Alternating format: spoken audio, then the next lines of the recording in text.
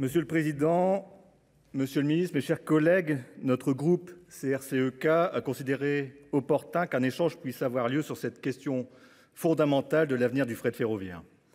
Celui-ci porte en effet des enjeux forts en matière d'aménagement du territoire, d'environnement, de sécurité, mais aussi de développement économique.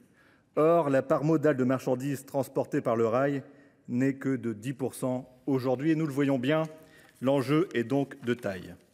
Rappelons que c'est en 1823 que la première concession de chemin de fer pour le transport de marchandises est accordée en France.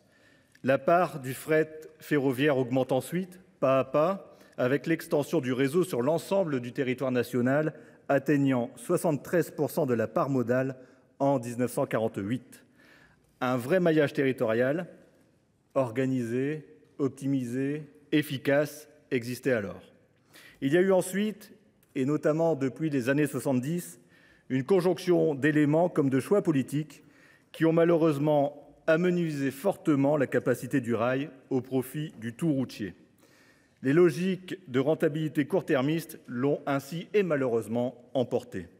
Le trafic routier ne cesse de progresser quand, dans le même temps, le réseau ferré n'est plus aussi bien entretenu, les investissements ne sont plus au rendez-vous, les lignes se délabrent et les installations embranchées sont fermées et nous le payons encore aujourd'hui. Le tonnage transporté décline de 75 milliards de tonnes-kilomètres en 1974 à 55 en 1998 et 40 en 2005. En 2021, ce chiffre chute à 35 milliards de tonnes-kilomètres.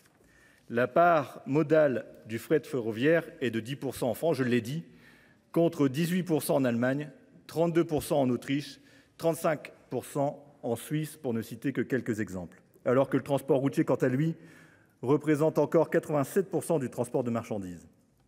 Ces dernières décennies, le service public de transport de marchandises a été régulièrement attaqué. Plan d'économie massif, démantèlement du groupe SNCF, ouverture à la concurrence, fermeture de gares de triage et de lignes de fret, abandon des raccordements d'entreprises au réseau, suppression de postes, ce sont 10 000 emplois qui ont été supprimés en 10 ans. La libéralisation de la politique européenne des transports dès les années 90, avec une dérégulation massive du transport routier de marchandises, a sacrifié purement et simplement le rail.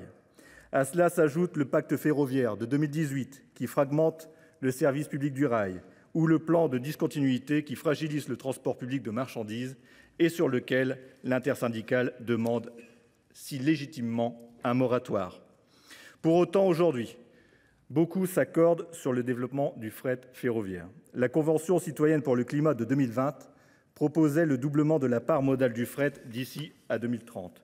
L'objectif de neutralité carbone à l'horizon 2050 plaide également et fortement pour le développement du fret ferroviaire.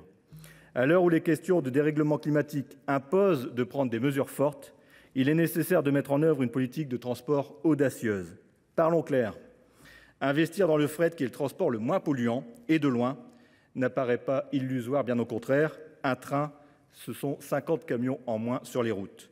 Choisir d'utiliser le rail permet le développement du tissu économique, qu'il soit agricole, industriel ou logistique, avec l'implantation d'activités mieux réparties sur l'ensemble du territoire national. Il permet de désenclaver certains territoires tout en les redynamisant par une activité pérenne. Et quand je dis ça, je pense à la gare de triage de Somain, dans le Nord, pas loin de chez moi, dont l'activité se fait en pointillé, alors même que le potentiel est là. Les cheminots sont mobilisés, les élus locaux sont au rendez-vous et la population est particulièrement attachée à ce site.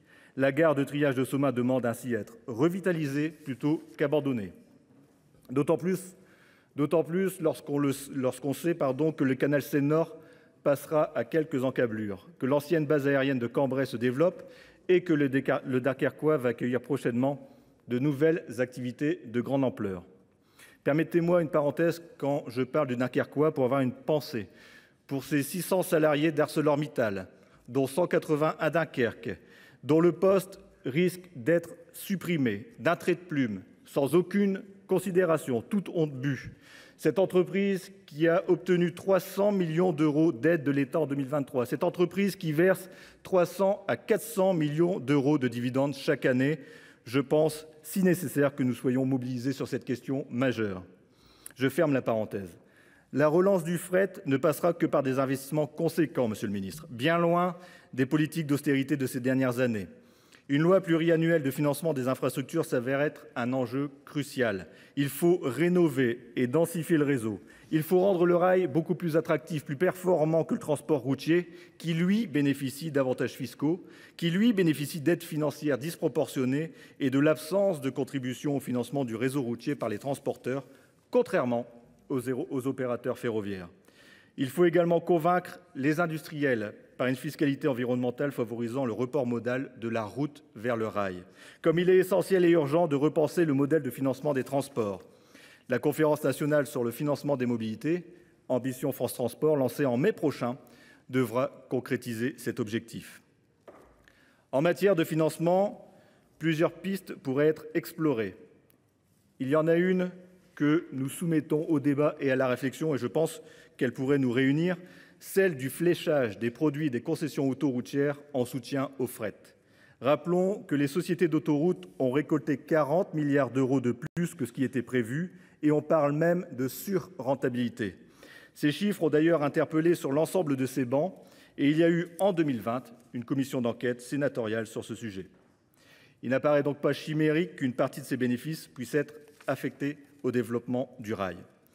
Enfin, permettez-moi, avant de conclure, de saluer très chaleureusement les cheminots, eux qui sont bien trop souvent caricaturés. Je veux rappeler ici leur engagement sincère, désintéressé, au service de l'intérêt général, au service des usagers et de la sécurité. Vous l'aurez compris, nous soutenons avec force le développement du fret ferroviaire que nous considérons être un enjeu stratégique et structurant. Il peut et doit jouer un rôle majeur et être un atout essentiel pour l'ambitieuse et nécessaire relance industrielle et agricole de notre pays, pour aujourd'hui et pour demain. Pour cela, il n'y a pas 100 000 solutions, il faut surtout changer de paradigme, investir, donner du sens à la politique du fret et en faire enfin, Monsieur le Ministre, un bien commun national. Pour ce faire, la balle est entre vos mains. Je vous remercie. Merci. Avant la balle, la parole à Monsieur le Ministre.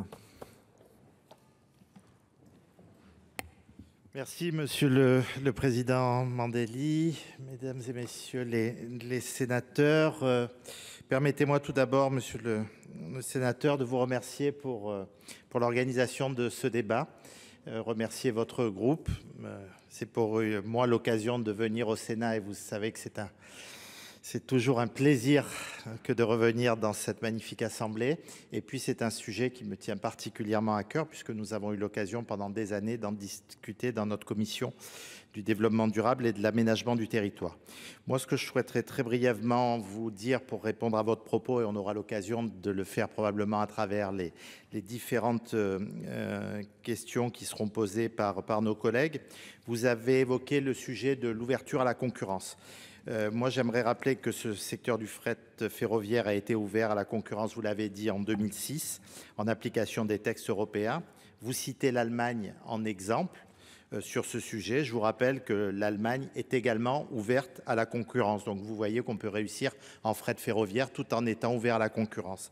Vous dire que plus que l'idée de difficulté du fret ferroviaire depuis plusieurs années, l'idée de l'ouverture à la concurrence, je pense que c'est plutôt l'abandon, vous l'avez dit, du fret pendant plusieurs décennies au profit de la route et du transport de voyageurs. Je fais ce même constat. Et plusieurs crises marquantes ont accéléré cette désindustrialisation également à la fin des années 2000. Parce que c'est intimement également lié aux difficultés industrielles dans notre pays. Je rappelle que la part modale du fret ferroviaire a symétriquement connu le même déclin que la part de l'industrie dans l'économie française. Ces 20 dernières années, vous remarquerez les corrélations entre ces deux trajectoires. La part de l'industrie dans notre économie est passée de 16,2% en 1995 à 10,1% en 2017. Et par la même occasion, la part modale du fret ferroviaire de 16,8% en 1995 à 10,8% en 2017. C'est intimement lié. Je compléterai mon propos tout à l'heure, Monsieur le Président, si vous me